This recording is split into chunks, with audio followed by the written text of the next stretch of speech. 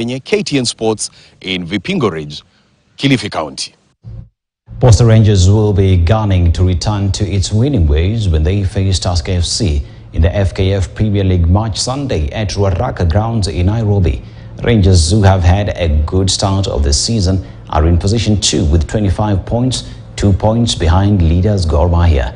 Davis Mberia, who caught up with them during the training session, has more on this story. The FKF Premier League 2023-2024 season enters its 14th round over the weekend, with Posta Rangers aiming to redeem themselves when they face Tusker FC on Sunday. I just expect an entertaining game, a good game from our side. We are preparing well. As we can see, the morale in the training is okay.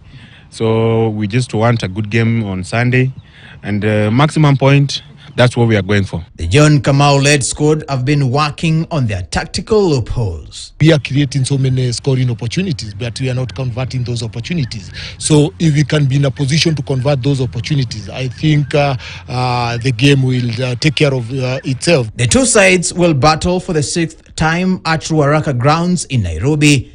The last match, played in June this year, ended in a 1-1 draw. Everything is possible. Any team can win. So we are up for the challenge. We are a team that believe in building out from the back. And I think at the end of the day, Tusker will have more to worry than ourselves. 7 wins out of 13 matches they have played so far this season has placed the Mailmen in the 2nd position on the log with 25 points, 2 behind leaders and defending champions Gor Mahia. Despite their good run of form, head coach John Kamau has maintained they will take a game at a time, downplaying the fact they have a chance to lift their maiden title in history.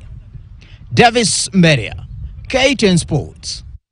Defending women handball champions Nairobi Waters successfully defended their title